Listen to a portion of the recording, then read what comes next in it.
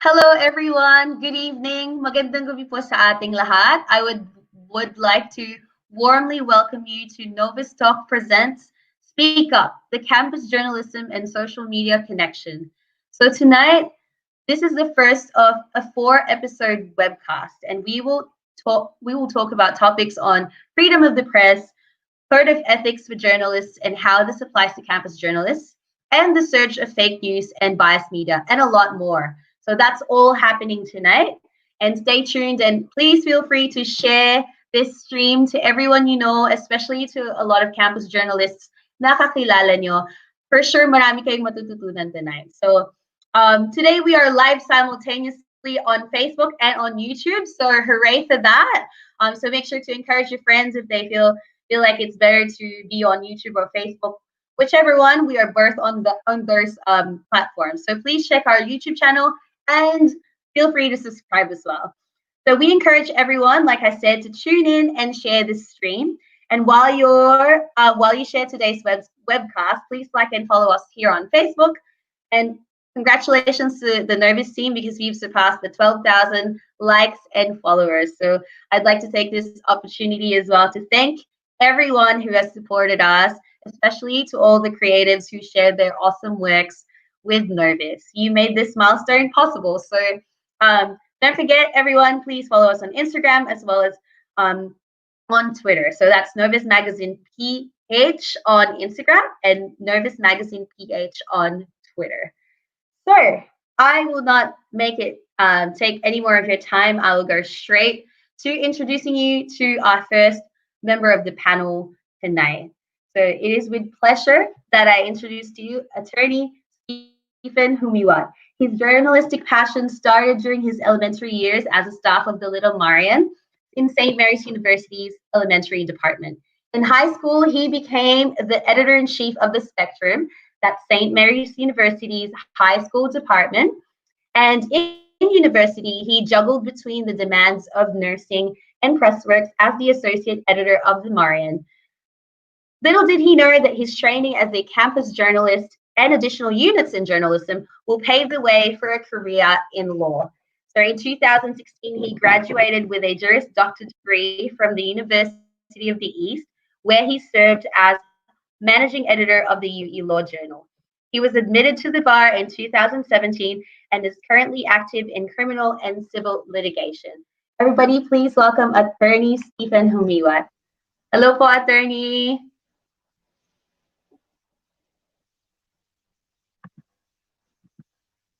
Hello, good evening. Hello, Becca. Good evening. It's nice to see you. It's been a long time. You were little then when I last saw you. Now look at you. You've grown Much with a to you've attorney. grown so fast with an English accent. Hello, I'm pressured to speak in English. I, Magandang gabi sa ating lahat na nanonood. Thank you so much for this opportunity. Thank you for congratulations to the Novice team for giving for this breakthrough beyond schools, beyond barriers of distance, time, and space. We have this reunion, okay, of former staff of the Marian, and we're taking on the world.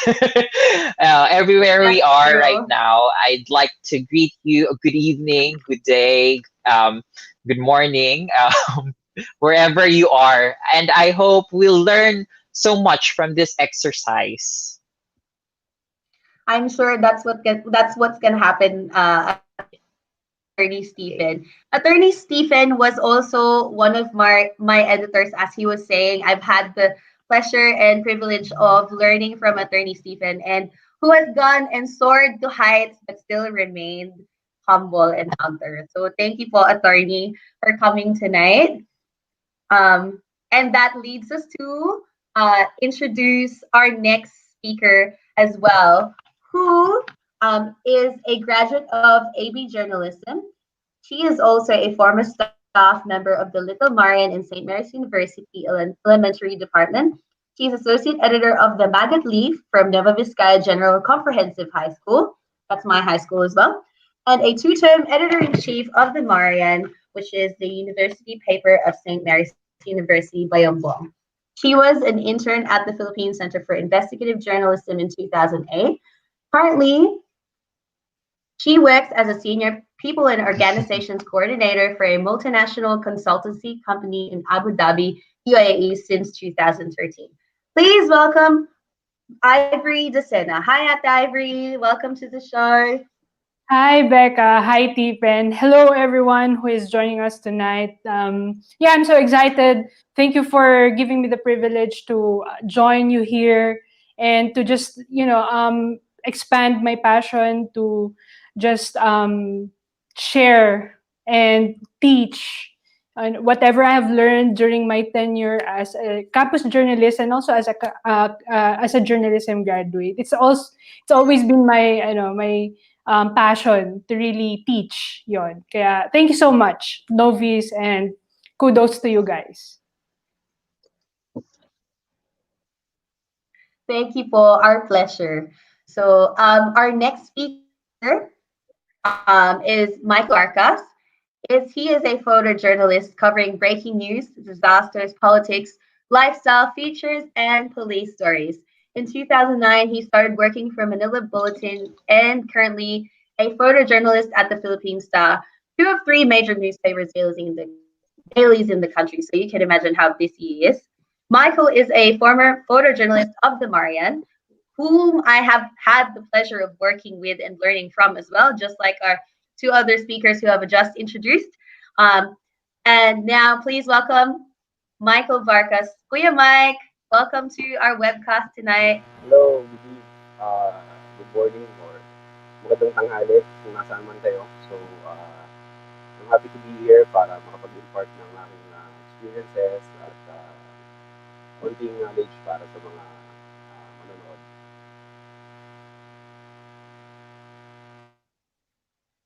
Salamat Kuya. Thank you po for your time and willingness to be here. Ayan, I have two other panelists to introduce. Our second one, Ma'am Liana Barro, or she prefers to be called Ma'am Anne. She traversed the world of media for 14 years before entering the academe in 1997. She finished Bachelor of Arts Communication Journalism from the University of the Philippines, MA in Communication at Far Eastern University, and is currently doing her dissertation writing for her doctorate degree. Currently, she holds an associate professor post at FEU, where she teaches journalism, law, and ethics of media and communication planning. She has been the campus paper advisor for the official student publication of FEU, The Advocate, since 2004 until present. Please welcome Ma'am Liana Barro. Good evening po, ma'am. Hi, good evening. Nice to be joining the younger generation. I will learn also from you. I hope to learn from you also later. Nice to have you, ma'am. It's our pleasure. Okay.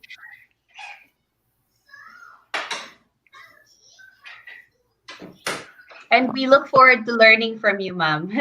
Thank you po.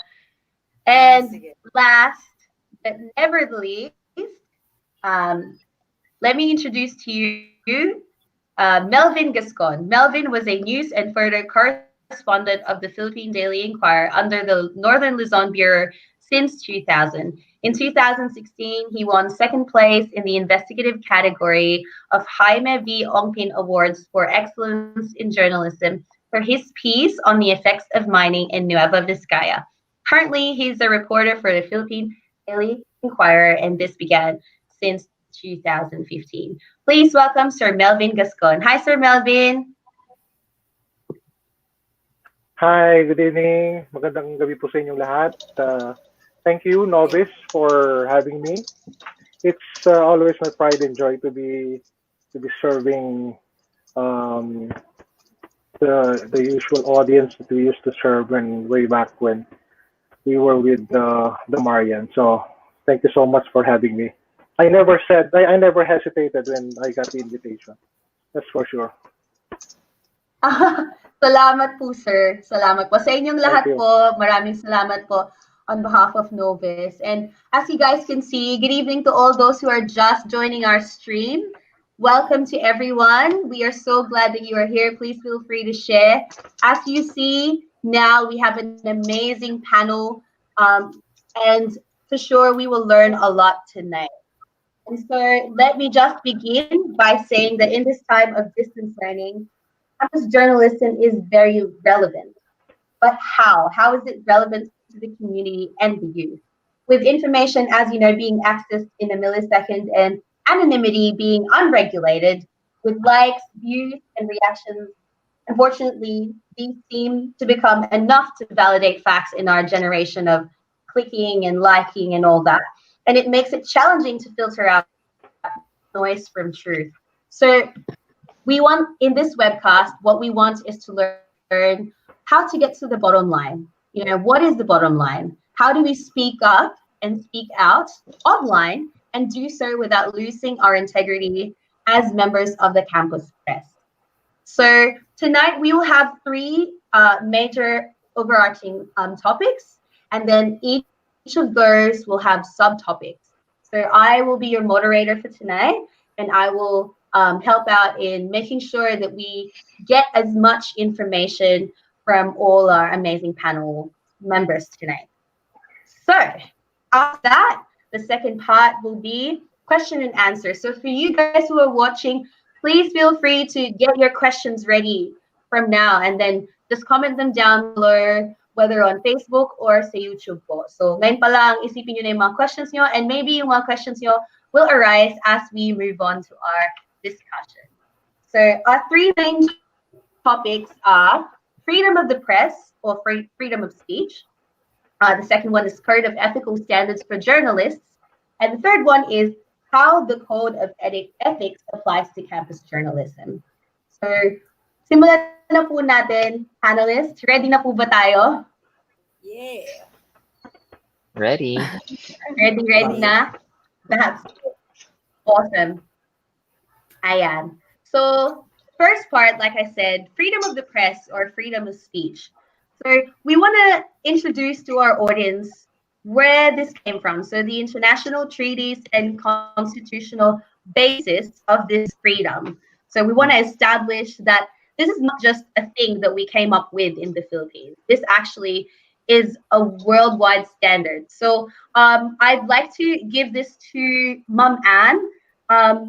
What can you say? Like, how can we tell our audience that this what the basis of this freedom of speech is? Freedom of speech. Can you hear me well? Freedom of speech, of the press, right to assembly, and to redress grievances is a provision in the Constitution, Article 3, Section 4 of the Freedom Constitution. If our form of government is not democracy, then we would not have free press. So that's the very, because free press is the very foundation of a democratic country or a democratic society. Okay, why is there a need for a free press? There's a need for a free press so that people can get the information that they need for educated and sound decision making. Okay? So basically, that's where it all started. Very important po yung sinabi niyo po sa dulo, ma'am, na it really, it's like the foundation of a democratic government. Did you say, ma'am? Tama po ba? Yung freedom of speech. Yeah, because information enlightens people, and an enlightened citizen gives enlightened judgment. So that's what democracy is all about. Yeah. Thank you po, Ma'am Anne. To add to what Ma'am Anne said, the moment that the press is not free in a society is the moment that the society ceases to be democratic. Yeah. So, this is why, it's important for us to have a free press. In a sense, we're very fortunate in the Philippines, na meron tayong kalayaan na ganito. Attorney, ano pong masasabi niyo dito? Well, basically, we don't need the Constitution to know that we have this freedom because the cognate rights of freedom of expression and freedom to peaceably assemble and redress the government for grievances is actually embedded in our human rights. Okay, Yeah. the Universal Declaration of Human Rights provides. Okay, um, that um, um, protects this freedom of right specifically in Article 13, no? Okay, may I just quote? Everyone has the right to freedom. I'm sorry, freedom of the press, okay? Freedom to express, freedom of expression, okay? Freedom of thought, conscience, as well as religion. The right, Article 18 states everyone has the right to freedom of thought, conscience, and religion. This right includes freedom to change his religious belief and the freedom either alone or in community with others in public, private, to manifest his religion, belief, teachings, practice. So, and also, Article 19 states everyone has the right to freedom of opinion and expression. This right includes the freedom to hold opinions without interference and to seek, receive, and impart information and ideas regardless of frontiers. So this is a recognition, okay? Because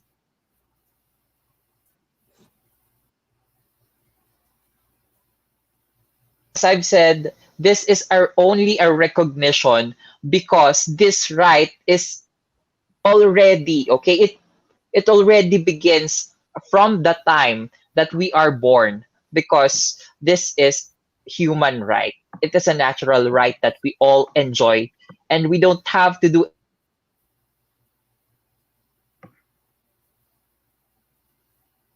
Technical. I think in so far Attorney as Stephen is having international. some technical difficulties.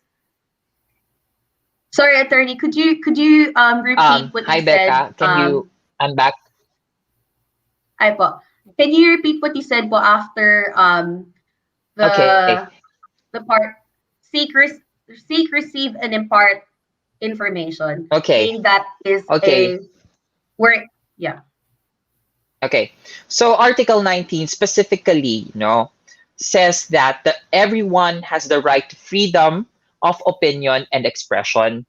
This right includes the freedom to hold opinions without interference and to seek, receive, and impart information and ideas through any media, regardless of frontiers. So Yeah. this right actually predates any constitution and even the Universal Declaration of Human Rights because this right began from the moment that a human being is born. Yeah. So Thank that's you. my contribution to the discussion. And many constitution, yeah, has this, okay? Kasi we are, especially those who are members of the United Nations, adhere Yeah. to this policy. And later on, we will discuss when we go through the, more deeper topics, why this is important. Yeah. Opo. Thank you, Attorney. Ayan, so clearly, hopefully that was clear to our listeners and even to me. I'm learning as well how there is a constitutional basis, and like Attorney Stephen said, this is even predated by our rights as humans. It's our right to have opinions, to seek, receive, and impart those opinions in any media. So we move on to our next topic po, and anyone feel free to answer this. So this is where we now talk about examples or unexample maybe of where freedom of speech was upheld by the Supreme Court. So preferably an example, obviously in the Philippines, and what would be the highlighted case where the freedom of speech was upheld by the Supreme Court? Oh, well, there are many cases upholding the freedom of speech, but I would like to contextualize, a case which talks about the academic freedom because we cannot, may I just be allowed to lay down the basis, okay, of the contextualization, because freedom of speech is a very large concept, no? And in the context of our discussion, wherein we are focusing on campus journalism and the role of the youth in nation building through campus journalism, may I just lay down a few basic laws, okay, pertaining to before I go to the jurisprudence, I'll lay down the laws first. May I, if I may? Okay, so um, when we talk about journalism in the context of university, in the school, we have to realize also the cognate right of and the correlative right of academic freedom. Part of the academic freedom, okay, includes the right of the students, okay, first, okay. Academic freedom involves three things, okay. The right of the student, and the right of the school, and the right of the teachers or the professor. So these are three. But I would like to zero in on the right of the students. Okay. So the right of the students, there is a case which tells us that when a student enters into a contract between the school at the time of the enrollment, no, there is a contract of education. And that student does not, by signing that enrollment form, does not divest himself or strip off his rights, human rights, to so to speak, like Article 3, Section 4 of the Constitution, which talks about the freedom of expression and also the freedom to peaceably assemble or to join an organization, which are his human rights to begin with. Okay, so he does not strip off that right, although the school has the right to discipline the students when the students become conduct himself contrary to law, morals, and also the guidelines of the school. The school can punish the student, but it does not mean that the student is stripped of his basic rights. Okay, and now aside from the constitutional basis, also another is article section 4 1 of paragraph 1, article 14, which talks about education, the educational system. Public and private education may only regulate, okay, and cannot prohibit this right. Okay, there is a case which tells us that schools, whether it's public or private, can only regulate, okay, rights of students, and but they can never deprive rights of students, especially in terms of, you know, those rights which are recognized under special laws. Like for example, um, when it comes to, you know, basic education, okay, although the constitution says academic freedom shall be respected in higher education institutions, basic education institutions also have a leeway for academic freedom. Especially you have may have experienced this, you know, you student publications in the elementary and in high school. You know, the basis for that, okay, this right is recognized in Batas Pambansa 232, which is the Education Act of 1981. Okay, Section 9, paragraph 6 specifically tells us, um, indicates that the students have the right to have a publication, and they also have the right to join organizations. So this is one of the legal bases which is strengthened. BP 232 is strengthened and must be read in relation with Republic Act 7079. So these are the laws which regulate, okay, and make a balance between the freedom of expression in of the students vis-a-vis the academic freedom of the school to regulate the behavior of the students. Okay, so these are the basic laws when we talk about campus journalism, journalism in the context of schools and student publications. Okay, we will expound a little bit later on that. Now, in one notable case, which is Miriam College Foundation versus the Honorable Court of Appeals, which is a 2000, which has been decided by the Supreme Court in the year 2000.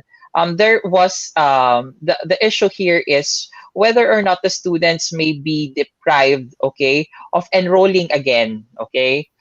Um, may should they be disciplined for publishing a content in a certain volume of its student publication, because the contents were, leaning towards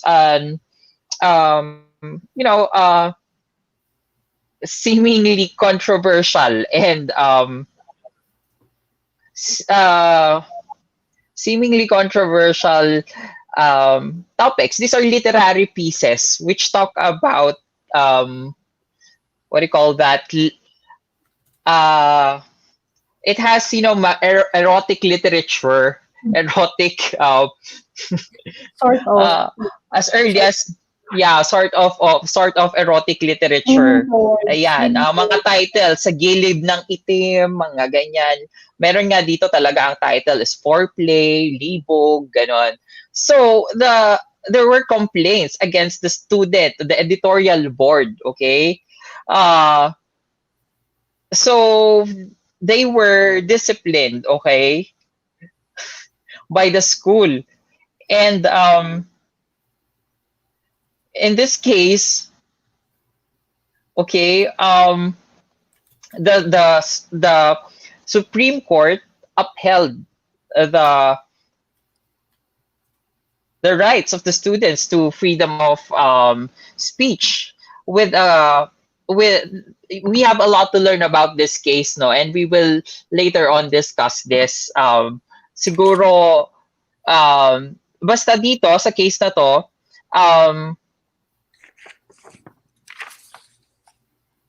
the rights of the students were upheld. The freedom of expression of the students were upheld in this case, um, because wala naman daw na violate na the students did not substantially disrupt classwork or invaded the right of others. So that was the ruling of the Supreme Court. Yeah. I think parang Thank you, I also attorney. want Ma'am to Anne, And the sir. students Oh, sorry, ate. the students were readmitted.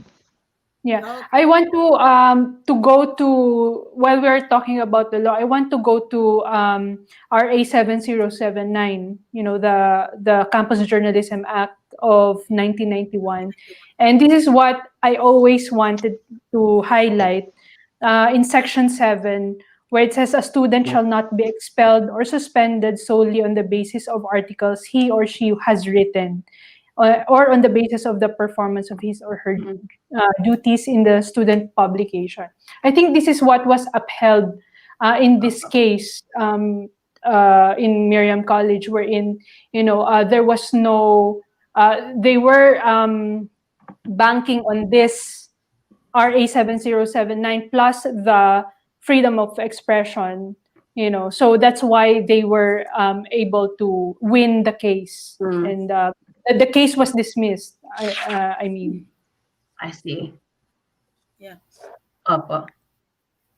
Ma'am Anne, did you want to Yes. add to the example of how, like this example of this freedom of speech being upheld in the context of campus journalism? Let me just add to the discussion on Miriam College. I think that's the reason why also in RA 7079, there in section 6, there is the presence of publication advisor. Okay, the publication advisor will play a very big role in encouraging or discouraging text like that. I'm sorry, but the Supreme Court may have upheld the freedom of the press there. I am also for that. But the thing is, I think the advisor was remiss in tempering some choice of words. Okay?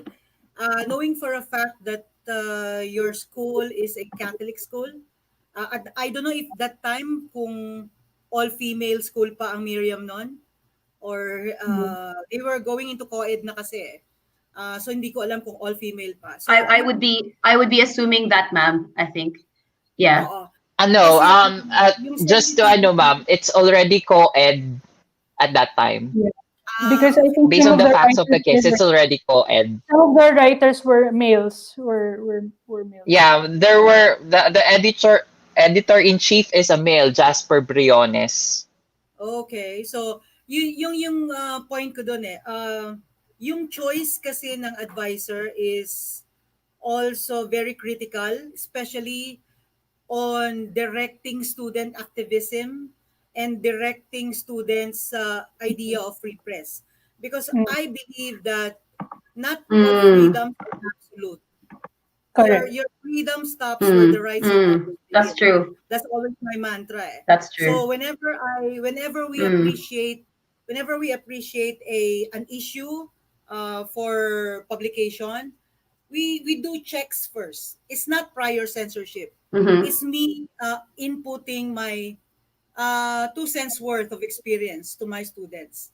I know that some publication members might have the idea that when you are a member of the press, it's always absolute. So, para sa akin talaga, yung role ng Mm. advisor. Mm, malaki. Um, Thank you, ma'am. That is Thank you, ma'am correct, ma'am. Anne. That is very true. I agree with you. Ate, did you want to say something? yes. So like I have to ask a question to Ma'am Anne.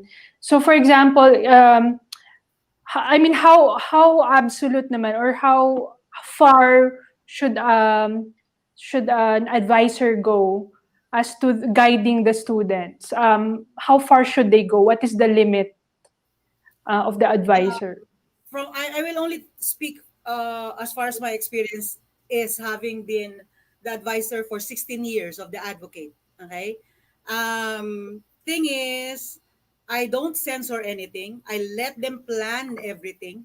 But when there are issues that are a bit controversial, okay, that's when they seek my advice. For example, we had um, we had an issue before where a student was stabbed inside the campus, and it was apparently it was fraternity related.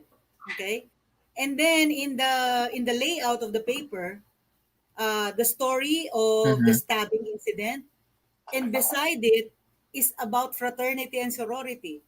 I said, just by your layout, you are implying that this is fraternity related. We are just suspecting that it's fraternity Mm, related.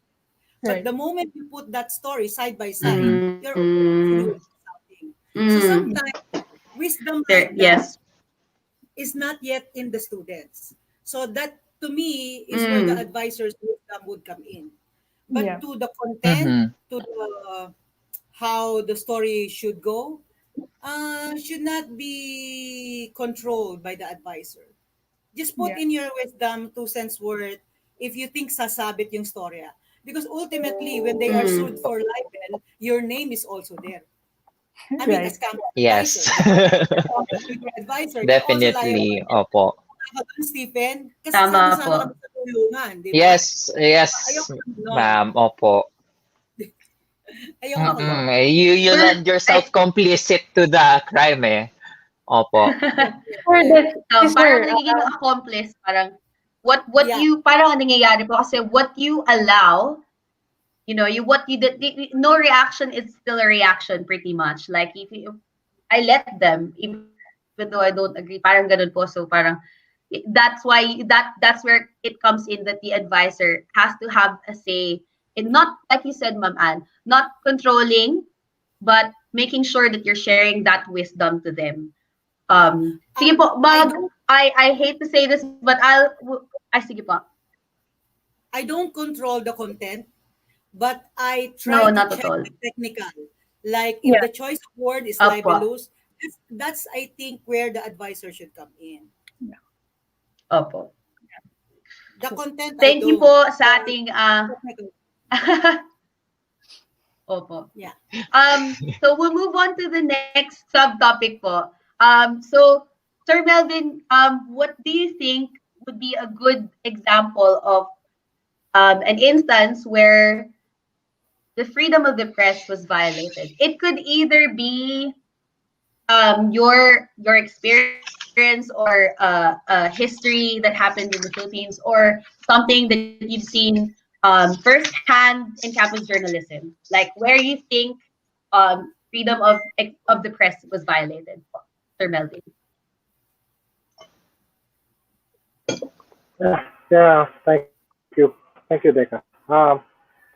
When you talk about freedom of the press violations, um, it's all over, no?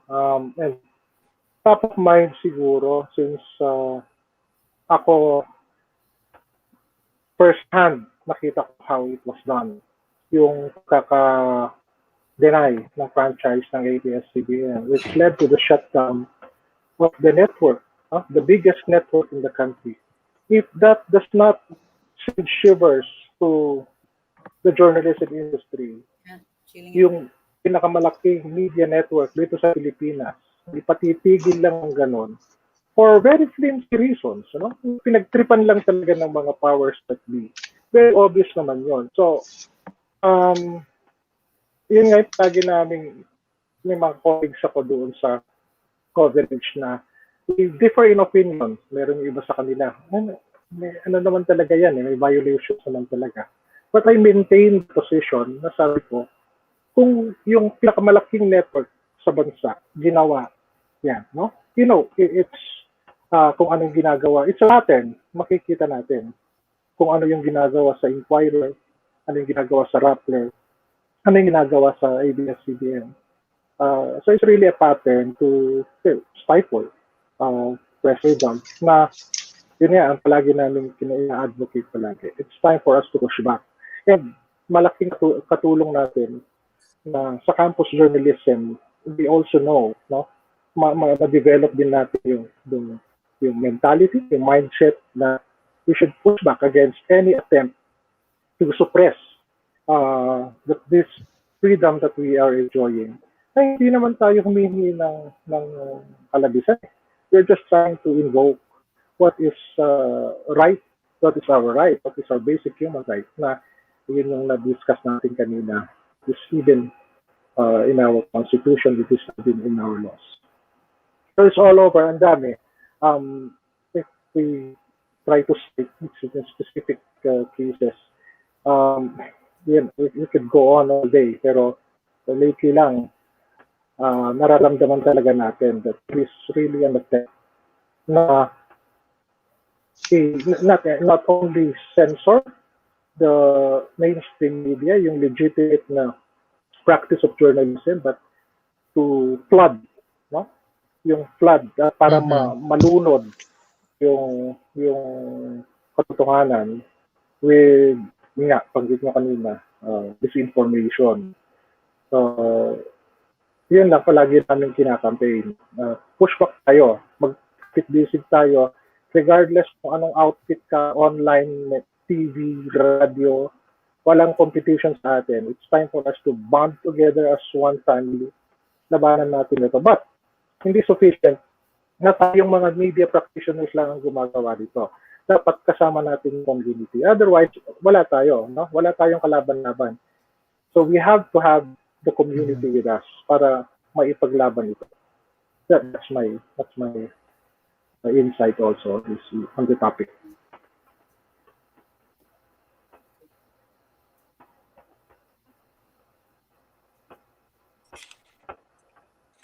Oh. Okay, nawala si Rebecca. Back to you, Siyempre Becca. si Aibo. Siyempre si Aibo Pag-usapan ngayon natin ang siya. mag-moderate. Yeah. Si Aibo ngayon ang mag-moderate. Very ko lang yung very ko lang yung sinabi ni Melvin sa sinabi kanina ni Stephen. Kasi sabi mo kanina, Stephen, it's a basic human right, right? Freedom of expression, freedom of the press. Yes. Exactly, that's the point eh. When a leader tramples on one basic human right, it gives him some sort of a license to trample on other rights. So you trample on the most basic, Yes. the right to life. When you trample on the right to Mm-hmm. life, what more right can you trample on? Almost everything.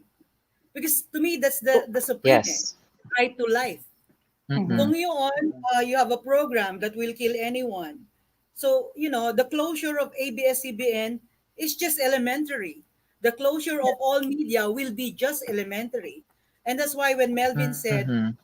this is a fight, and if this is a fight, we have to have everyone on board. We should be dancing to the same tune. We should be speaking with the same voice. Okay? From Yeah. the elementary level, high school, Yes. college, and the practitioners. Mm-hmm. Because freedom of the press is not just the journalists, not just the journalists who are making a living out of writing. It's also with the communication students. It's also with the campus Mm-hmm. journalists from elementary. Yeah. Back to you, Becca. Yes. Welcome back. Yeah. Back to you, Becca. Yeah. Sorry, I Okay think na, I well, had a Becca, technical. hello. I think I had a I had a Yes, technical and may I difficulty. add, Becca, lang to the Yes, I'm discussion, no? back. All of these, Sorry, I tell. we had a technical difficulty. Yeah, Yes, Stephen. this is a chilling effect. This is what is going on here. The suppression of media, the suppression of everyone gives us a chilling effect. Now, if we say something, we express our thoughts, which may be against the government. We have consequences, so we choose to be in silent.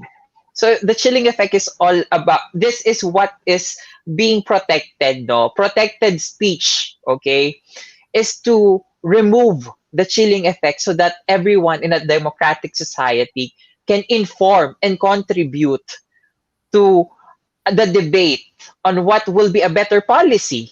So nandun na tayo sa level ng policy making eh. Hindi lang sa policy making but will steer the opinions, okay? And the um thought of people so that may kinalaman na rin to sa elections eh, 'di ba? Para batikusin nila and also governance. Kaya nga tinawag ang journalism as the fourth estate because it is the watchdog of the people. Mhm. Because this journalism in its most basic function is to inform the community. Okay? It's to provide knowledge to the community so that the community or those who are being ruled will have that opportunity to form their opinions because there is so much power in 'di ba? Democracy is the power of the people, 'di ba? The power of the Yes. people who choose their leaders, who choose what issues are important to them. So if you shut up the media, who will inform these people? Mm. I'd like to Correct. cite a specific example. No? Mhm. Yung Agree, the Kuya. role Thank you that so much for the discussion and apologies again because I had a technical difficulty for some reason I was kicked out, but I'm back. So yes, sir. Back to you, Hindi, Melvin. I was just trying to follow through on the discussion kanina. Gusto ko mag-cite ng example yung role na na-play ng media in the ability of the Ah, sige citizens po. to make decisions for themselves. For instance, ito na classic example. Go ahead, sir. Nakabuti ba sa mga Pilipino ang rice tarification law? Okay? So, pupunta tayo sa mga farmers, pupunta tayo sa mga sa field. People are complaining. Sabi nila, napakababa, hirap na hirap kami. Mhm. But when you see on social media, when you see on mainstream media, nalulunod kung inilalabas na balita ng mainstream media, na hirap ang mga farmers. Ano ang Mhm. nagpa-flood sa media? So, pupunta ka sa YouTube, pupunta ka sa Facebook, pupunta ka sa Twitter. Ang mga nandyan yung sabi nila maganda yung nakabuti, etc. Ang nagpapababa lang ng presyo ng palay is yung mga mga cartel na this is done by a Mhm. few greedy business people. So, yung narrative na gano'n, na perpetuate by disinformation practically, no? So, yung talagang honest to goodness na paglalabas ng tunay na nangyayari sa ating lipunan, nawawala, Mhm. nalulunod. So, fast forward tayo, mag-election tayo. Did the previous did this administration do a good job in, for instance, making the lives of farmers better? What will the farmers say? How will they think about it? So, doon papasok yung, okay, how will they vote eventually? So, babalik na naman tayo dun sa role ng journalism, yung role natin doon sa ating democracy. Hmm. Mhm. So back to you, Becca. But, like, I really wanted to say something.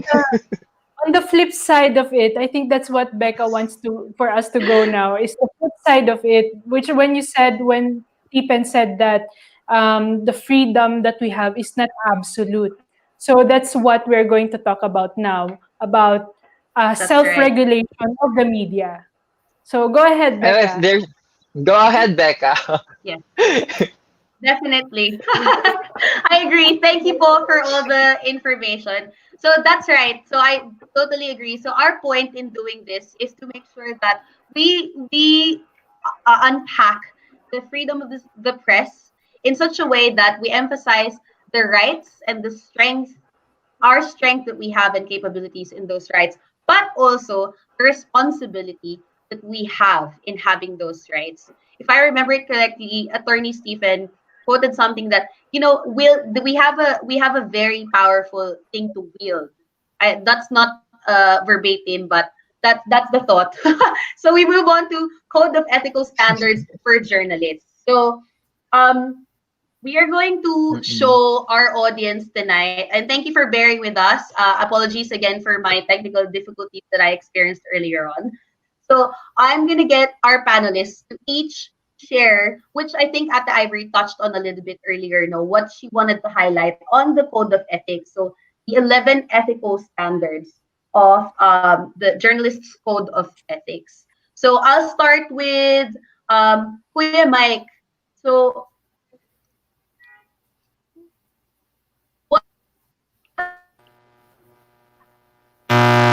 alin po doon sa 11 mga young writers?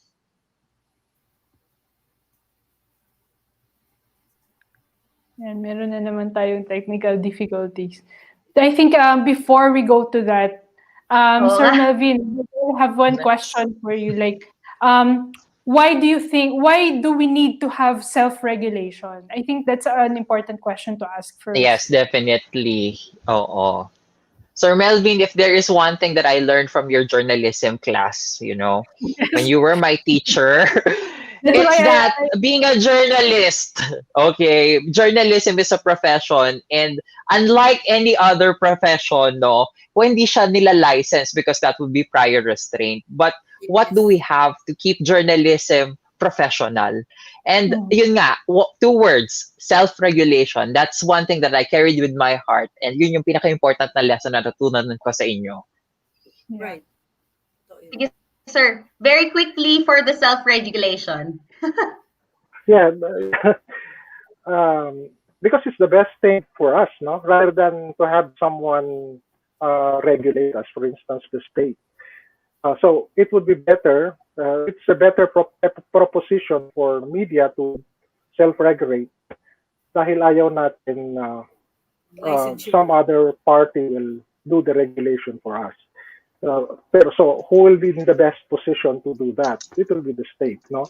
So ayaw natin yun. That's why we are trying our very best na i-maintain yung principle that media in the Philippines should practice self-regulation. But at the same time, see to it na talagang self-regulation in its truest sense, na hindi lang lip service ng self-regulation. Kundi, kung Mm-hmm. talagang may nagkakasala, you suffer the consequences. But at the same time, that's just an exception, no? Because the rule would always be to to recognize the right of a free press and free media. So wala tayong choice rather than Thank to you. have someone regulate some others sectors regulate us. Thank you. Thank you, Sir Melvin. I think that's very important na yeah, thank you po, sir. It's very important. That's why we're going back to like the ethical standards because I think um yun nga, human nature, we got to say something but there has to, and that's our right. We have an opinion. And that's why we want to emphasize kung ano yung mga important na bagay na tandaan natin sa code of ethics. So ulitin ko yung tanong ko kay Kuya Mike. Kuya Mike, which one of the 11 code of ethical standards would you emphasize? Maybe siguro if you were talking to a younger campus photojournalist, what do you think would be a very important code of ethics to remember? Okay, number 3, I shall resort only to fair and honest methods in my effort to obtain news, photographs, and or documents, and so on. So, basically, pag photographer ka, pag news photographer ka, napakataas ng standards yan. Kailangan na doon ka lang para mag-document. Hindi ka makikialam sa subject mo. Usually kasi kami meron na kami ini-imagine na photograph na magagawa namin pag nasa isang college kami. But, it is what it is. Kung ano yung kuha mo, yun na yun. Aangguluhan mo na lang. Ingatan mo yung galaw mo na hindi makaka-affect mo sa subject mo. So, as a photojournalist, as much as possible, pag papakialam mo yung subject mo. Meron mga instances na may mga coverage na mag-i-invite sila for photo op. May mga minimal na may konting hindi ka magugustuhan. As much as possible, antayin mo na lang yung right moment na makuha mo yung gusto mong retrato. Isa yung may baka mga kasama ka dyan na purist talaga na pag nasilip ka, nag-dictate siya. So, that will leave a mark on you. Kakalat yun. So, magkakaroon ka ng strain. So, yun yung iniingatan natin. Kaya meron tayong guide sa Code of Ethics. Yan yung pinaka-Bible natin na journalist. So, dapat susunod tayo doon. Hindi ka man makukulong, pero siyempre, diba, it will stay for you. It will stay sa'yo hanggang sa kung sino mo yung mga naka-witness sa ginawa mo. So, yun yung pinaka-iingatan. Yun yung pinaka-ginagawa ko talaga pag nasa labas ako. Maganda yung sinabi ni Mike Thank you, Sir Mike. Na yung code of ethics Yes, is ate. like the Bible of the journalist. Talagang susundan mo siya. Yeah. Right.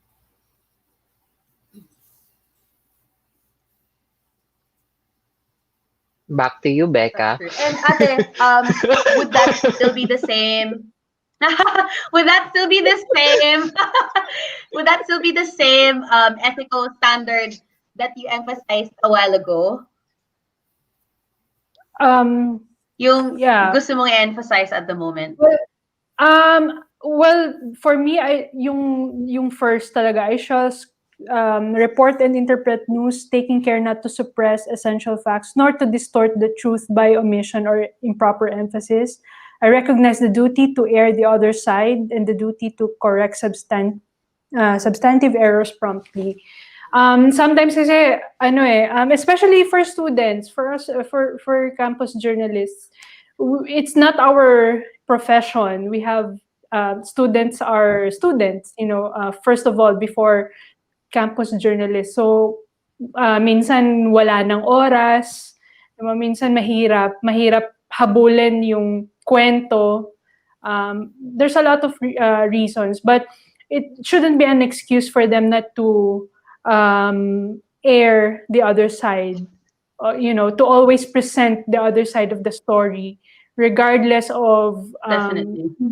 the topic, kahit na medyo mahirap siya gawin, but at least I think now dati kasi talagang mahirap nung panahon namin ni Tipen tsaka ni Mike. Mahirap eh. Pero ngayon kasi we have media, we have social media, mobile phones, I think it's easier now. Even kahit may pandemya, madali kasi merong madaling mag-communicate ngayon. Mas madaling mag-communicate ngayon more than ever. So there shouldn't be an excuse not to fully present the story in a way that is fair and just and unbiased na tinatawag. Hindi lang dapat one-sided. Lagi mong ipapakita yung flip side of the coin, 'di ba? Ate Ivory, sorry to cut you off. Which number is The that? first one. We just want Number one. the first one. So number one, the first one on the ethical standards. Thank you, Ate Ivory. So tignan natin sa perspective ng ang isang advisor. Ma'am Ann, which Yeah. of the 11 would you emphasize to our young campus journalists? I actually have two, number 6 and number 7. Number Mhm. number 6 is I shall not commit any act of plagiarism, because to me that's intellectual arrogance. When you plagiarize, it means that you are too arrogant to say or to even admit that other people are better than you. Hmm. Okay, and then the next one is number 7. I shall not in any manner ridicule, cast aspersion on, or degrade any Yeah. person by reason of sex, creed, religious belief, political conviction, cultural and ethnic origin. Why is it one of the things that I want to emphasize? Because in this day and age of highly featurized way of looking at stories, Yes. some campus journalists have the tendency to label people even before they get to talk to them. So I want the old fashioned objectivity of campus journalists, which sadly in this day and age is slowly but surely messed up with other concepts. Okay, so that's it. Thank you, Ma'am Ann. And I think, like, as we discuss this, this is where we strike the balance, yung sa freedom, no, and our freedom to say what our thoughts are. This is where we kind of guard ourselves, na, and where we kind of say, okay, this is my personal opinion, but when I'm carrying the banner of our school paper or any other paper, you can't let your own opinion or your own prejudice, because whether we like it or not, everyone will have their own prejudice, but we are not Yes. to voice that out and call people out names just because we disagree with what they think about. Sir Yes. So are you, Melvin, Beck? which one? eh, yes, yes, attorney. So Becca, are you referring to number 5 of the Code of Ethics? No, sige, so Sir Melvin I muna. may have Let's been. clear out. Let's ask Sir Melvin about his favorite What would you among emphasize, the sir? emphasis. Um, Actually, this is the first time that I was confronted with that question. So, uh, offhand, no? Naisip ko kanina nung first time yun yung tinanong, yung that provision, that provision on that the one that says the one with that conscience clause, Ah, because that's my guiding principle, no? As a media mhm. practitioner, Number number 10. 8 or 9, It's number 10, sir. I shall, Accept. Such that. yung, I shall accept, ganun, Ayan. no? Na invoking the conscience clause. So, yun kasi palagi yung guiding principle ko. No? Whenever I'm confronted with every ethical issue sa sa practice, I always invoke the conscience clause. No? I don't know if you've heard me talk about this before. Yung guiding principle would always be, what will mom say? What will mom say? So Mhm. pag between this and that, this is somewhat ethical and this is rather unethical. When I do this, what the mom say? Because para sa akin, yun parang iniisip ko palagi na, okay, I should always strive to do what's best that would make my family proud of me.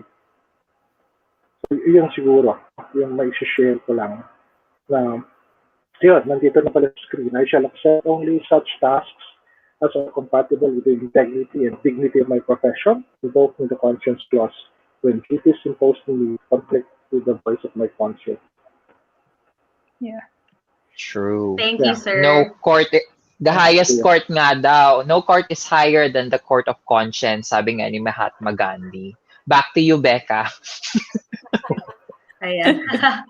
Thank you, Kuya. Actually, back to you. So, in a nutshell, which one would you emphasize?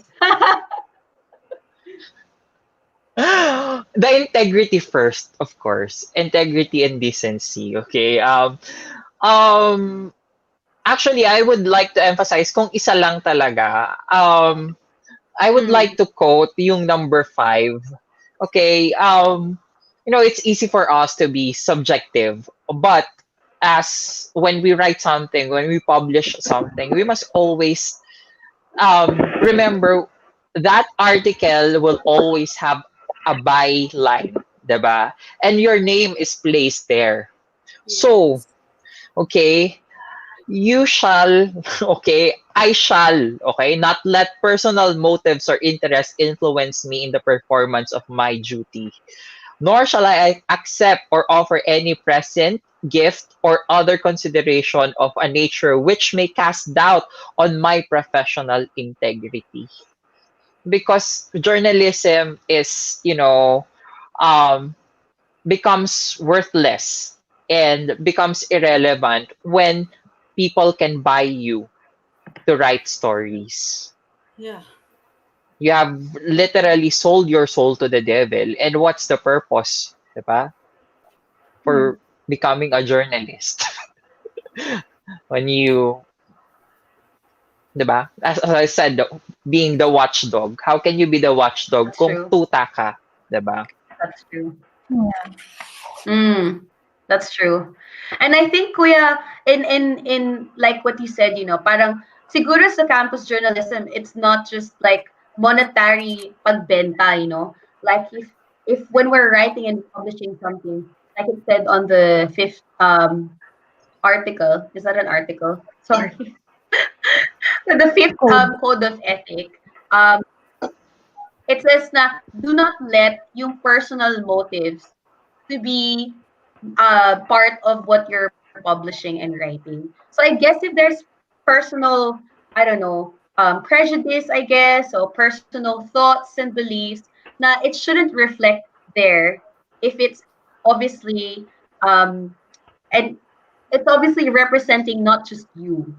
So Becca, may I just add, no? I when know we're my doing our time job is as up. campus journalists, May I just add, no, because you asked us to, I emphasize this, but I would like to, these young the viewers, mm, especially campus paper advisors and these budding journalists who are watching us right now, we must not read these in isolation.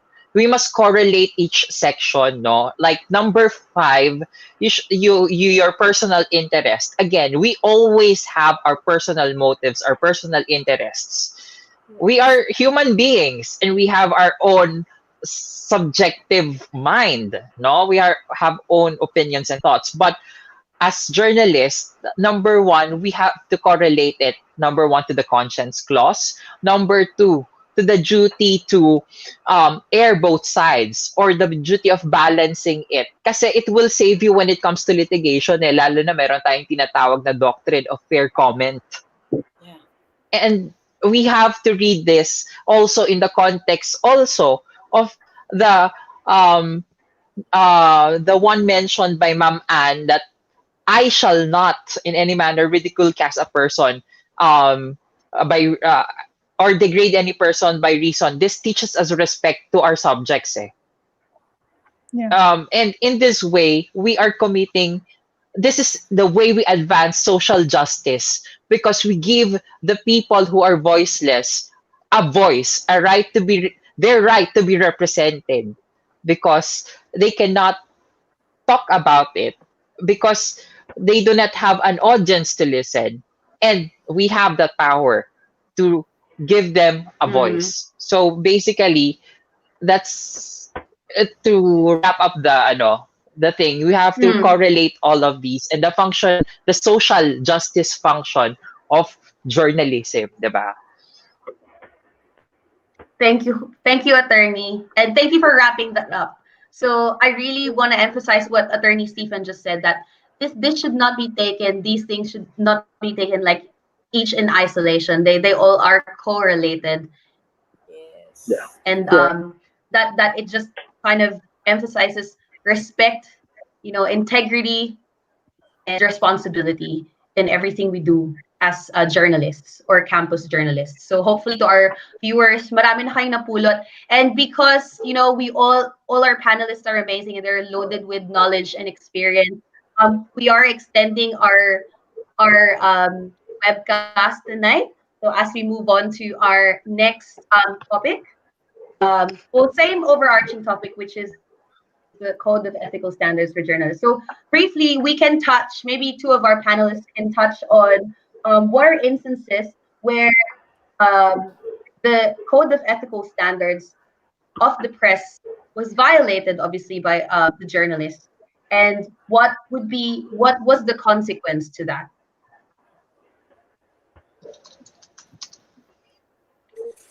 So would you So, want Ma'am to Han, answer the question? would you like? Um, Oh, Sir Melvin, go ahead, sir. Ako Melvin, ba? okay ka pa? Back to you, Melvin. Back to me? Sir, Either sir, kayo either one. po yung... Ito na. Ito na. Nasa ibang time Either zone. one of you po. Hindi. Medyo lag tayo. Sige, ikaw muna, Mel. Ano naisip ko lang yung ano, no? If we talk about the violations ng ethical standards, I don't wanna, ano, no? Hanggat maaari, ayoko sanang mag-pinpoint ng anyone, but there are some colleagues in the profession, yung halimbawa, sensationalism. Very recently lang, I don't know if you've heard about the Tekla story, no? The Tekla controversy. Yeah, the kay Tekla Tito story. Tekla. Oh, yeah, yeah, yeah. Yeah. Oh, that's So, today. what Hindi ko out? What happened was it was first brought out in media, diba? We're not saying na hindi dapat Mhm. nilalabas ito, we're supposed that kahit pa mayroong mga supposedly violations of the law, pero um, ang nagiging trend kasi ngayon, whenever you become a victim of something, you go to the media. Palaging ganun palagi. But the problem is, it becomes a trial by publicity.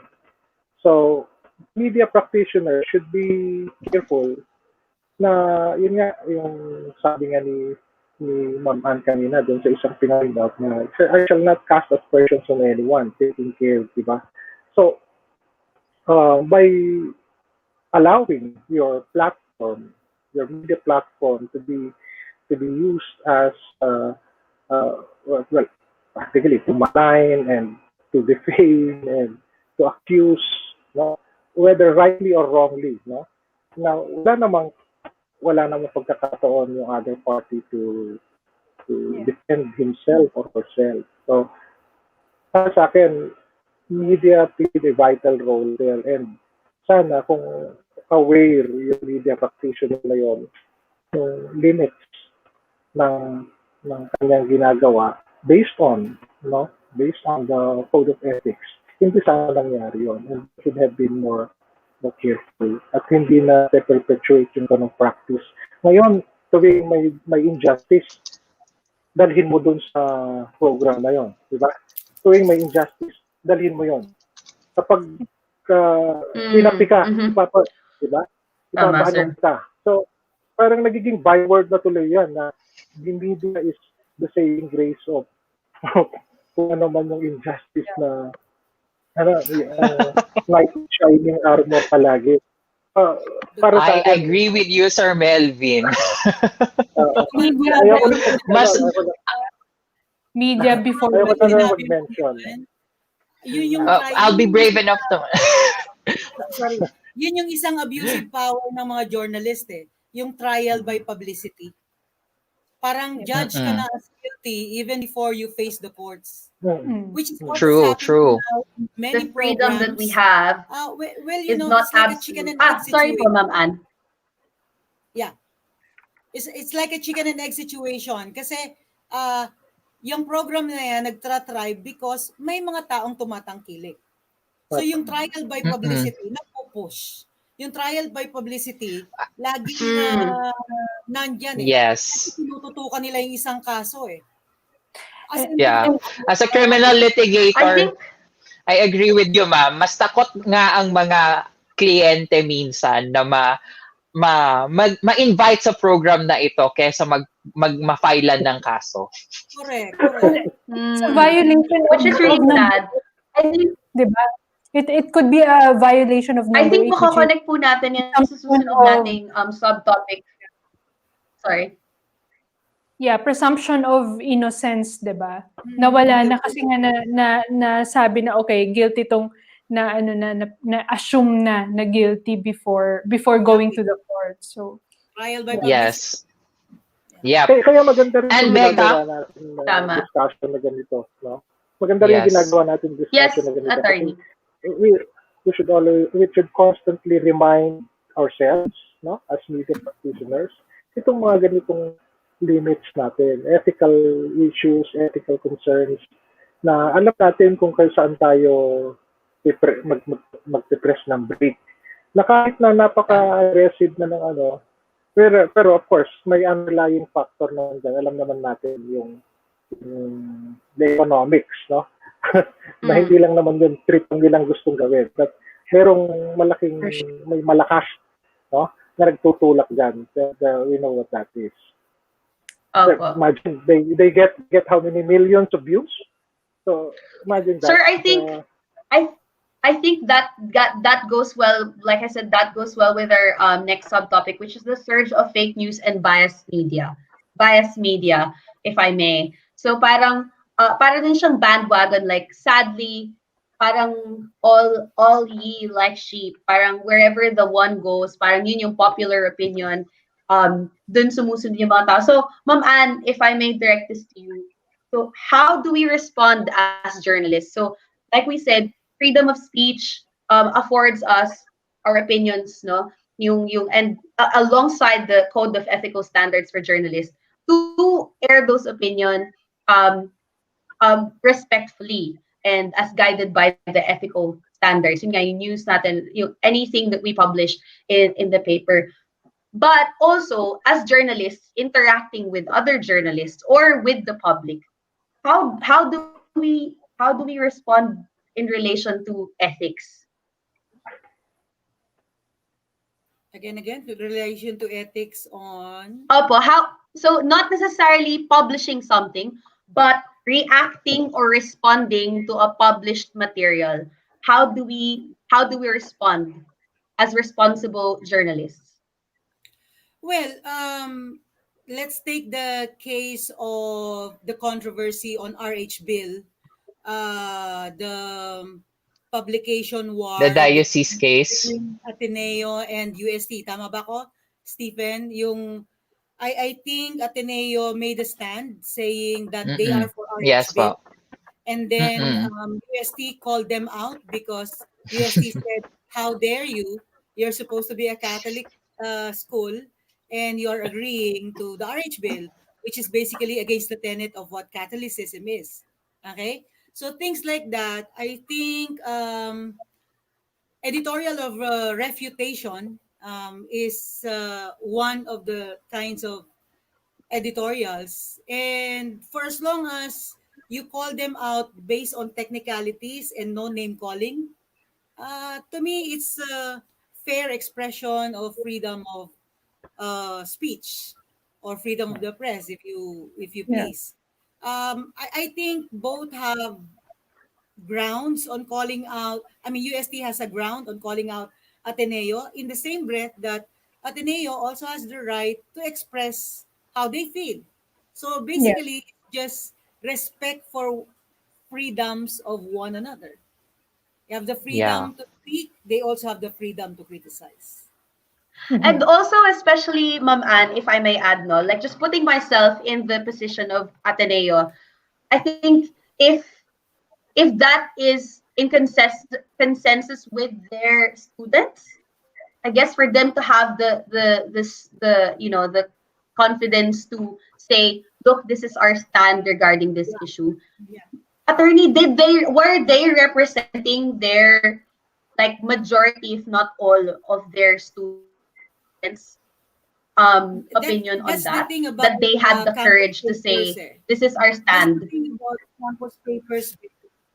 Yeah, you are the official student publication. So that is also a very big responsibility because whatever comes out of your paper without even doing a survey is automatically the opinion collectively of the school you represent. Mhm. Yes, that is provided Okay, under so the Campus Journalism Act, uh, RA 7079. Ivory, can you please guide us what Yeah. provision was that? It's I believe I think it's it's section 3A. section 3B. B. Yeah, B, Um, B. B. Hindi clear yung notes ko. Pero it should meet the needs and interests of the studentry. So that's what it's saying. So basically, yeah, just like yeah, what Ma'am Ann says, whatever is written in the school paper is automatically deemed as the consensus of the studentry unless otherwise collective stated. opinion. Yeah, unless otherwise stated na, okay, this is the opinion of this Mm, so and so organization or this A name. writer, yeah. Mm-mm. Yeah, writer. But if, for example, presented in Opinion. an editorial or Ivory a follow. post, Yeah. yeah, column, for example. But if it's an editorial, di ba, ma'am? Editorial and post, for example, a declaration na unauthored but published by, walang byline, ibig sabihin, pero published by the school paper in any way, then automatically you could say that it's deemed Presumption. as, you know. So So dun din parang Collective. it, maging careful ang ating campus paper to make sure that exactly. if I'm going to write something, am I really representing the voice of the whole studentry? Because this is what's going to be Exactly. interpreted. mhm. Exactly. I agree, Ata Well, Ivory. I think that was a it was good that you pointed it out that way. Na yes, again, this is what the law affords us, but then that has a responsibility anchored with it. Yung weight of saying I am And not only the representing. responsibility, Becca, now that you're Yes, going to the weight attorney. of things, may I just add, no? It's not Please. only, the freedom of the press. Did I freeze? No, no, go ahead. No. No, okay, okay. The responsibility is the obligation, okay? And by violating that responsibility, you have liability, Uh, uh, in one case, I'll name the case na ha. Para this is the doctrine of or no fair comment naman. I'm just reporting here, no. This is a fair report of a Supreme Court decision. Erwin Tulfo versus People of the Philippines, GR number 161032, which was decided by the Supreme Court in September 16, 2008, no. Erwin Tulfo was held liable here, okay, for the crime of libel, okay. Um he was actually found guilty. Oo, here, finds the accused Erwin Tulfo and some other who were part of the publication of Remate, okay? Um, guilty beyond reasonable doubt, okay? For 4 counts of libel as defined in Article 353 of the Revised Penal Code and sentenced each of the accused of 6,000 pesos per count of libel with subsidiary imprisonment in case of insolvency. Okay? So, aside from that, may damages na binigay doon sa subject amounting to 1 million pesos as moral damages. Why? Because in this case, Erwin Tulfo found published articles in Remate, a series of articles, 4 articles, targeting Attorney So, who is the intelligence director of the Bureau of Customs. And he actually called him as corrupt. Basically, hindi ko na sasabihin yung exact words, pero alam nyo naman na maanghang ang mga salita ni Erwin Tulfo. You know, the Supreme Court cited the first article of the Code of Ethics for journalists, okay, for Filipino journalists, the first article and the 8th article, okay, because here, in this case, sabi ng Supreme Court, sinasabi ni Erwin Tulfo that he relied only on one source, one reliable source for his columns, but did not further research on the story. Okay. Also, by saying and accusing him of corruption, okay, this already gave the prejudice, okay, against Attorney So, that he is guilty, okay, beyond reasonable doubt of the crimes that was being attributed to him by Erwin Tulfo. So in that case, the Supreme Court used as a standard the Code of Ethics for Filipino journalists because he violated these ethical standards, and he cannot now rely on the doctrine of fair comment because there was no fair comment to begin with. Yeah. So that was the case that you were asking, Becca, kanina. So, yon, I'll add that to the discussion. Thank you, attorney.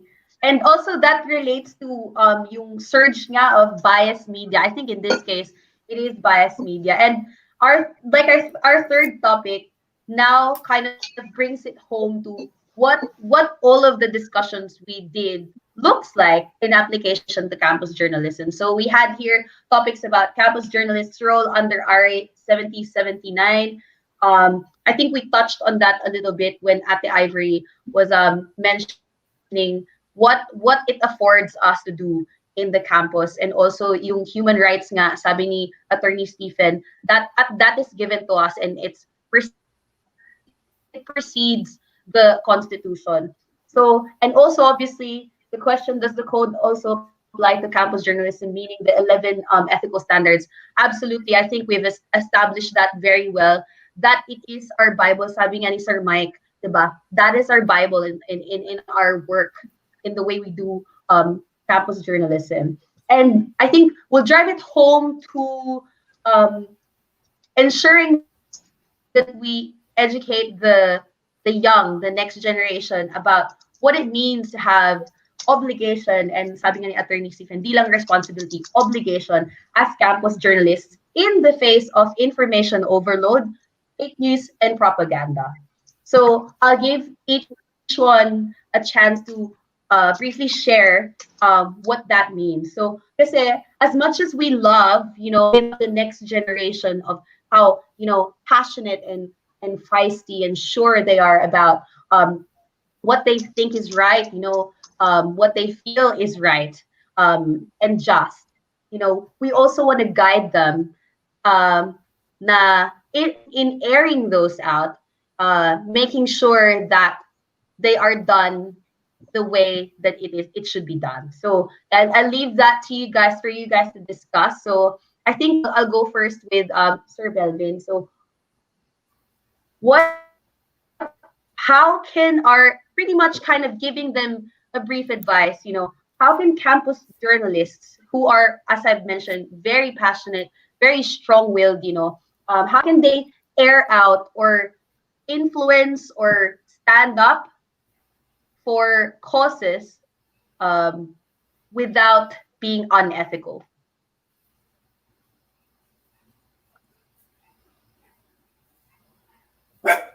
Sir Melbs? Yeah. Yeah. Siguro ang may iwan ko lang na piece of advice, is I'd like to jump off from what you mentioned about biased media. Ako, I really have no problem being called biased media because in the first place, media should be biased. No? We should be biased for the truth. We should be biased for the people that we are supposed to serve. No?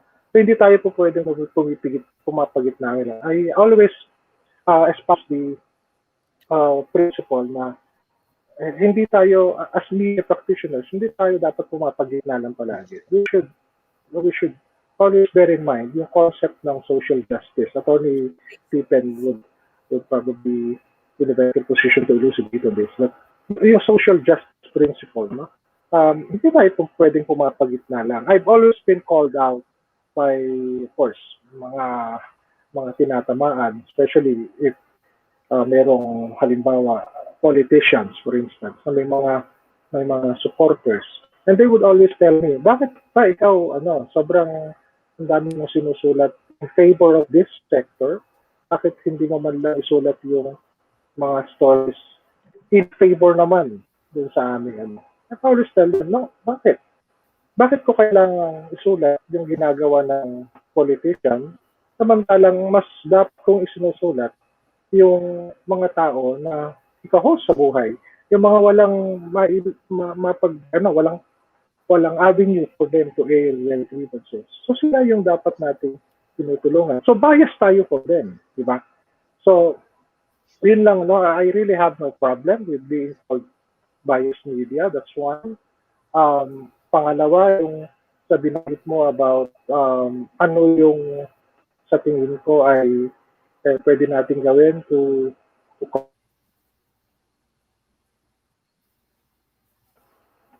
nawala kayo. Nagulat ako. Bigla kayo nawala. Hindi, sa akin na lang siguro, We're still here. just be conscious, no? Let's just be conscious na ito talaga, this is all out war na ng labanan natin ngayon. We are facing a very formidable opponent, yung kalaban natin, which is disinformation. Let's always bear in mind, ang trust ngayon ng mga kalaban natin is every lie that is repeated many times over Becomes gives the truth. people the thought that it's true. No? Yeah. So yan ang ginagawa ng mga trolls. Yan actually ang trabaho ng mga trolls na sasabihin nilang ikaw, bayaran. Paulit-ulit na magiging bayaran. Then everybody will be thinking, well, for sure, bayaran. No? So yan yung isang malaking challenge sa atin ngayon. Labanan natin yan. And sa bilang, tandaan natin, ma-outnumber naman natin sila. Ang kalaban lang talaga natin, bot. And we have a well-funded, I would say, a well-funded machinery of trolls na kailangan lang natin i-overcome. Yeah. Back to you, Beck.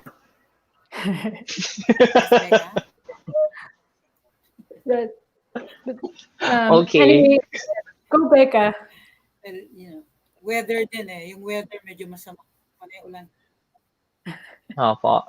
Hello, Becca. thank you, Are you sir. still there? Malayo ang Australia. Sundan mo naman, Becca, yung sinabi mo. Hello? Yes, I'm here. Can you hear me? Can you hear me? Yes. Can you hear me now? Yes. And now Hello? she's back. Yes. Back to you, Becca. Ayan, sorry. I'm back. Ayan, thank you, Sir Melvin. So I'll give each, like I gave Sir Melvin a chance, like I'll give each one of you kind of a wrap up, because what we really want to bring home here is in all of our talk about what is freedom of speech and what guides our freedom of speech, which is the code of ethical standards.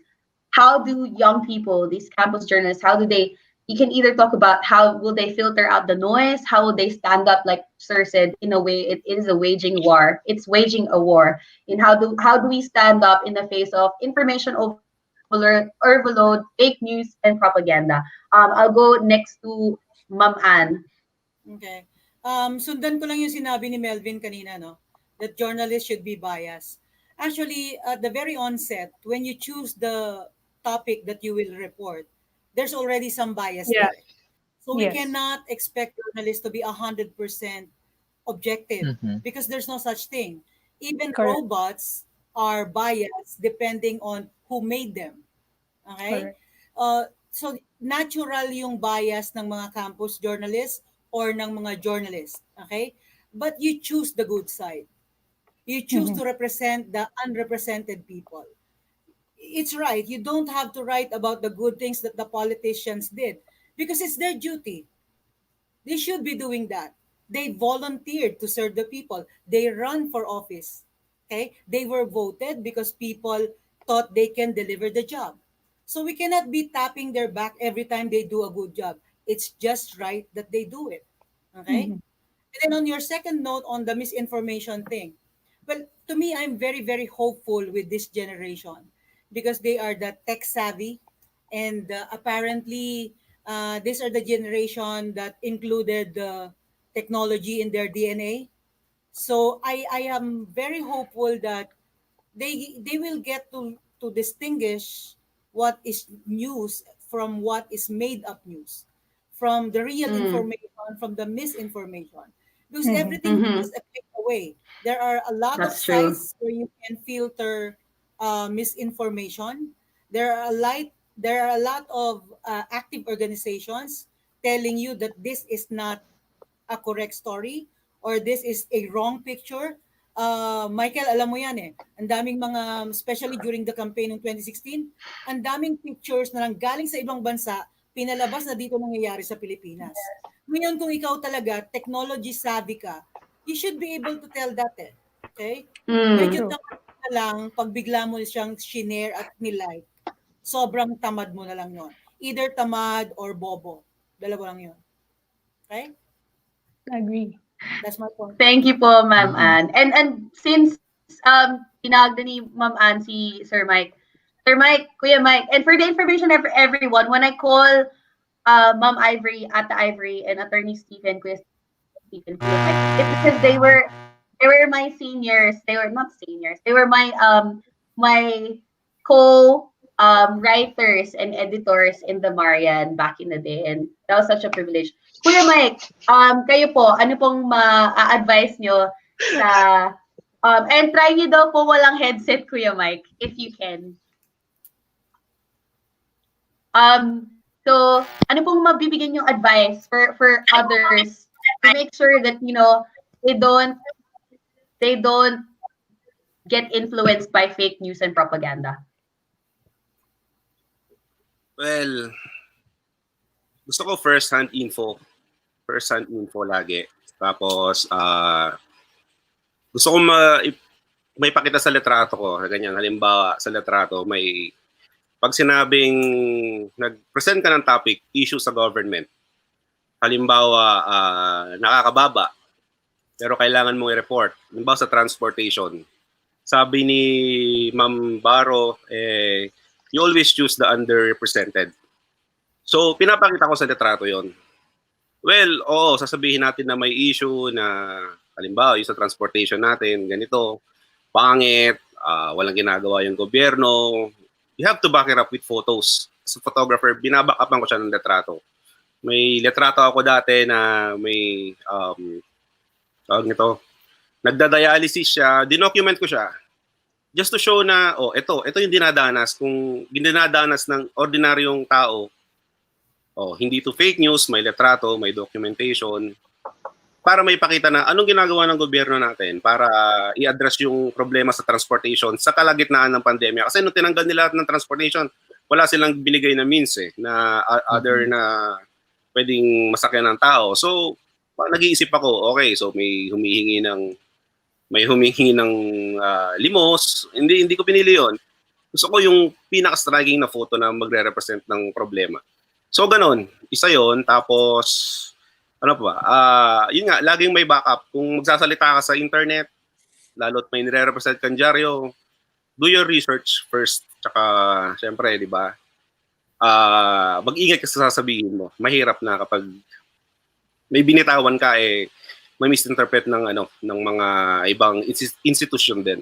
So mag-iingat tayo doon lalo't may pinangahawakan tayong mga profession, meron tayong Bible na dapat sundin, yung Code of Ethics and Journalism. So mag-stick tayo doon kasi pag kumawala ka doon, maaaring isipin ng iba, sa ibang grupo ka. So stay on your lane lang. Thank you, Kuya Mike. Attorney Stephen, it's your turn.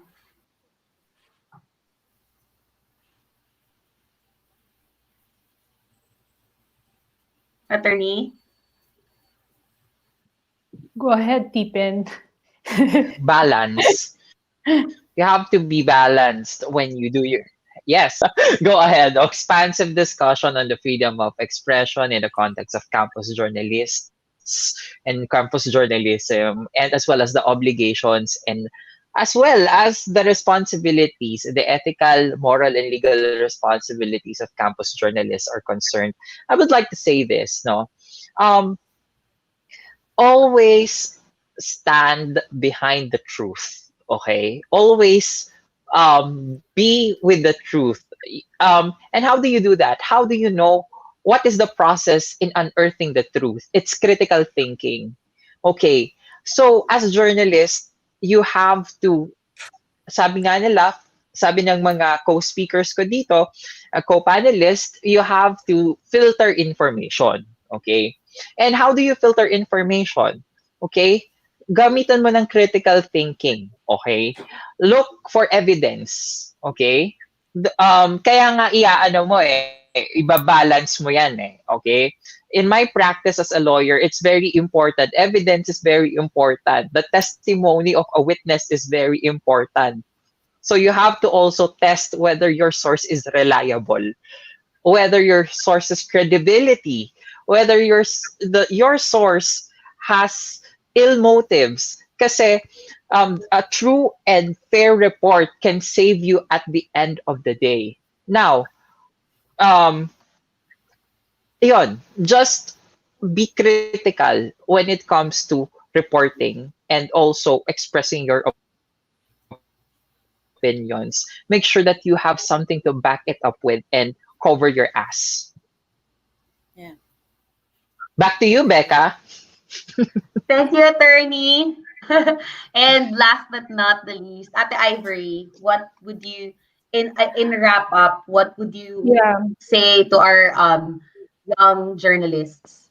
Okay. I agree with everyone, what everyone said. I couldn't agree more. And this is to contextualize nga again to campus journalism. No. Ngayon, more than ever, just like what Ma'am Ann said, ang daming information. It's very easy, very tech savvy ang mga kabataan ngayon. And I really admire I bank on them sa future kasi sila yung pinaka-informed na batch, na generation. Okay, more than us. Siguro sabi nga may nabasa ako na nung 19th century ang isang tao, one man, yung worth ng knowledge niya sa buong buhay niya, we could download that in 1 or 2 minutes. Alam na natin kung ano yung wealth of information ng mga tao before 19th century. Ganun karami ang information. But now, as campus journalists, you have to rise above any other person in screening this kind of information. You have to rise above it, and you have to be able to discern what is fake news and what is not. And the only way for you to do that is to filter, to not be lazy in verifying information kasi napakadali niyan. Wag lang yung nakita mo sa Facebook, ang ganda pakinggan, share na agad, agree ka na agad. Hindi, kasi there are a lot of statements that are ang ganda niya pakinggan, pero you have to ask yourself, is this what my value is? You know, is this what I want to share to people? Is this what, ito ba yung paninindigan ko? And the better question is, meron ba akong paninindigan? Kasi kung ang paninindigan mo lang ay maging cool, and Share mag-jump lang. sa bandwagon kasi yun yung sinasabi ng mga tao na ito yung opinion ng ibang tao and this is what cool. Ito yung sinabi ni Frankie Pangilinan, ito yung sinabi ni, wow, cool yung mga sinabi nila. I mean, of course, Frankie Pangilinan, wow, she's one of the people na you should be, listening to. But, ito yung sinabi ni ganito, ni ganyan, idol ko siya, i-share ko yung sinabi niya, pero may value ba ako? More than the knowledge, may value ba ako to back it up? Do I have the right values to back up whatever I put out there? And as campus journalists, I appeal to you to rise above. Okay, to rise above that, to rise above fake news, to rise above disinformation, and there should be values to back it up. So yun lang. Thank you po. Thank you everyone for all the amazing discussion.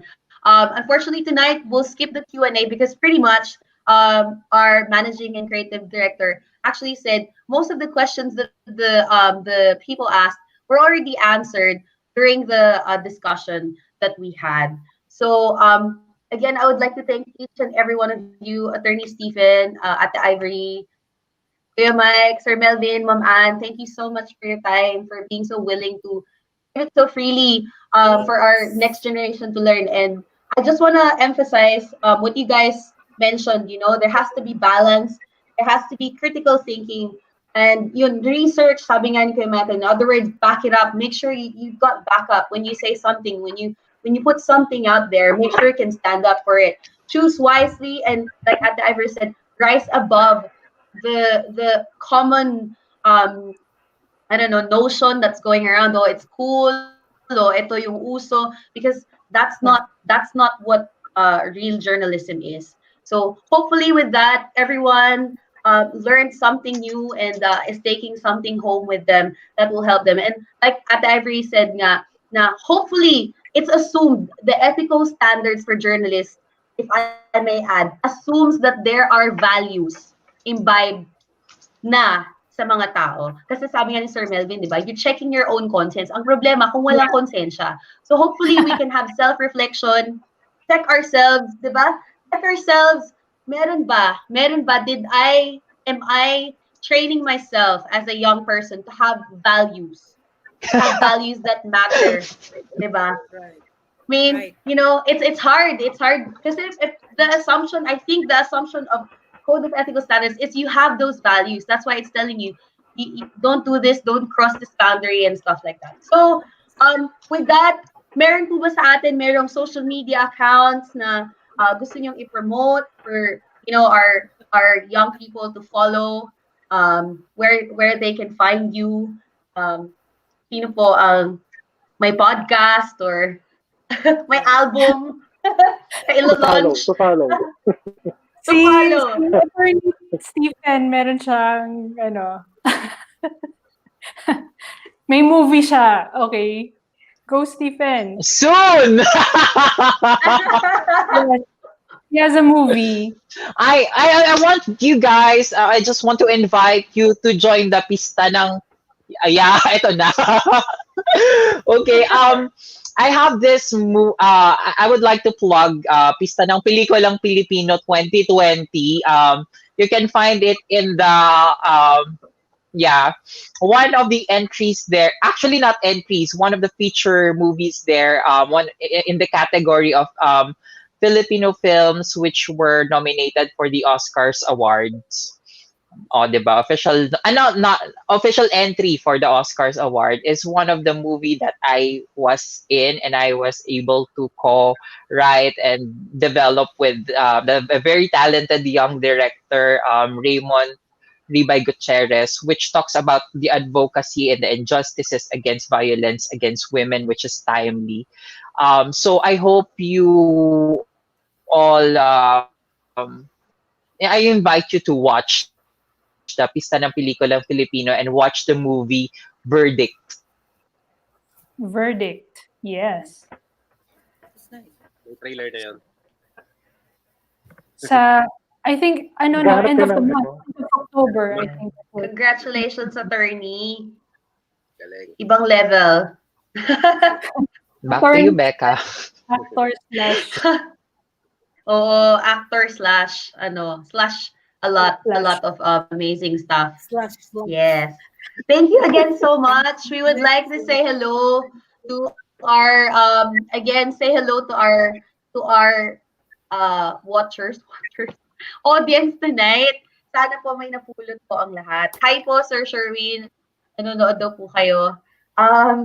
And to all our viewers, I hope you have a lovely night and a wonderful night. Also, this, as I've mentioned before, this is a four-part webcast.